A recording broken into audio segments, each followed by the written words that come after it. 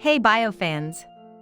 Anya here from the Biography Wrap, and today, we are going to explore the incident of the murder of Christian Württemberg during the war in Yugoslavia, through the movie Chris the Swiss, directed by Anya Kaufmal. The story begins on the night Anya's parents tell her about her cousin Chris' death. Christian Württemberg, Anya's cousin, who was a war reporter and mysteriously died a few weeks after reporting the war in Yugoslavia. Chris was a good-looking, thrill-seeking kind of guy. As a reporter, his job used to give him the sense of excitement that he had always desired. He was different from other journalists because of his fearlessness and willingness to take risks, but those same qualities were also the cause of his death. In the evening of November 23rd, it was announced on the radio that Chris had died in a village near Osijek, Yugoslavia, and the cause of his death is unknown as of yet.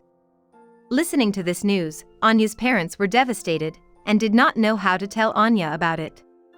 Her parents informed her of Chris' death in Croatia. The news of Chris' untimely death traumatized her, because she had a great affection for him as a child. She remembered Chris and the way he lived life, how he inspired her, but she cannot imagine how his loving cousin could have gone so far that he will never return, ever again. The following night she dreamt of her cousin standing right in front of her, but was chased by some creatures and got killed within minutes. This dream haunted her for most of her childhood. Being so connected with her cousin, she knew at a very young age that one day she would find out the reason for his death and solve this mystery. Following that, Chris' brother, Michael Württemberg, explains his relationship with Chris. While Michael was a photojournalist for a local paper, Chris was an international war reporter. He had always had an adventurous side to him, and was brave from the very core of his being, says his father.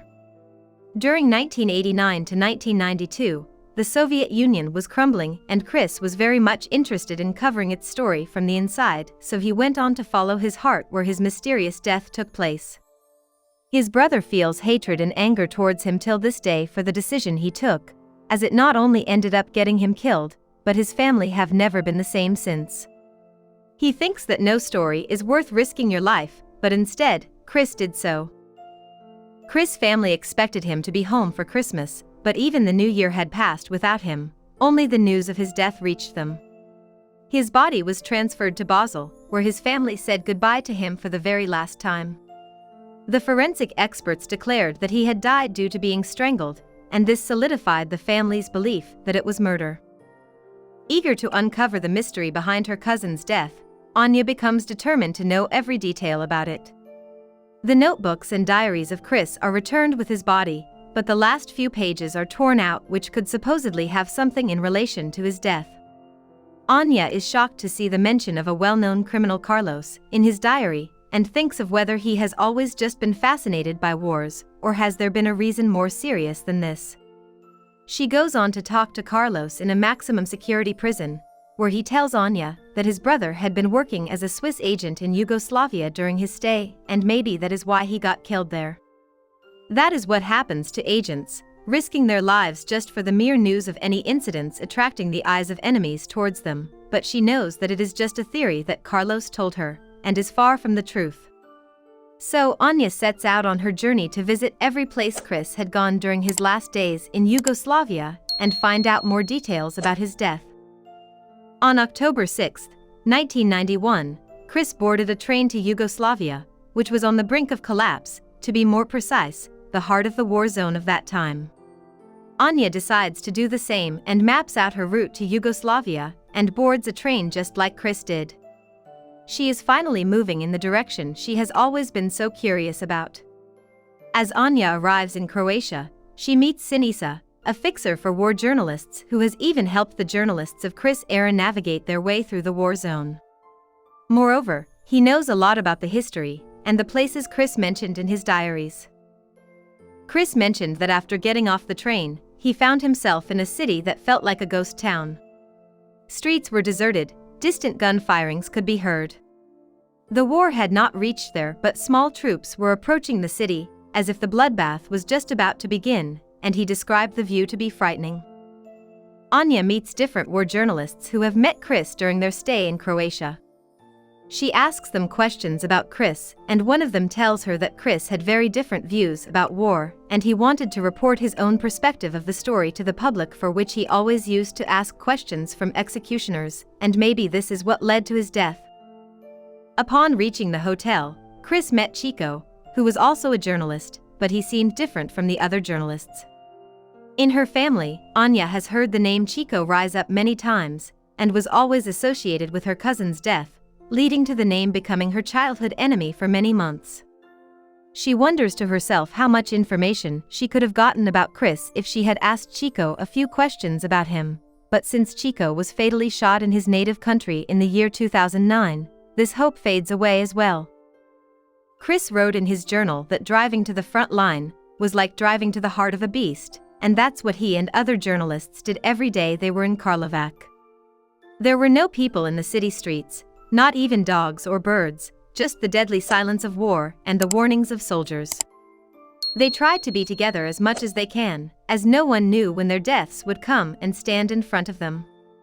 On September 21st, the Serbo-Croatian Civil War reached Karlovac.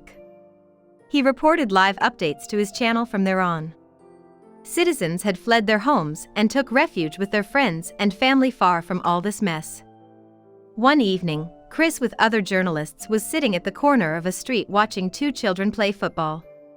Just as they were gazing, a bomb was dropped from above their heads and fell directly onto those children, killing them instantly. This scene devastated Chris. He started asking questions on his report like who kills civilians, and is this supposed to be an act of war, upon which others reply indeed this was not just a war, it's a dirty war, and in wars like these, people who cannot afford to go far away are the ones who become the victims of these grenades and explosions. When Anya shows Chris' diary to Sinisa, he explains the possible meanings of all the figures and drawings that he had drawn, which is enough to get him in trouble if the soldiers had seen it in his hands at that time. Chris asked too many questions to too many authoritative people in his reports of the war, and he mentioned that he had witnessed war hatred becoming an integral part of people's lives. Neighbors attacked each other, social alliances fell apart, and people started fighting without reason. One day, Chris met Chico in a bar sitting in a uniform. Upon asking, Chico told that he had finally taken matters into his own hands and formed his platoon, Prvi Internationalni VOD, to fight the Serbs. After listening to this and experiencing what he had experienced these days, he thinks of Chico's decision as rational and becomes convinced that he too couldn't be an observer anymore. He had to act somehow to change all this, and hoping to do the same, he joined Chico in PIV as a soldier. They were the first team of international volunteers to form specifically for fighting the advance of the Serbians. In fact, the whole group was a bunch of extremists, led by Eduardo Rocheflores alias Chico, and in between them, Chris, thinking he was fighting for the same cause.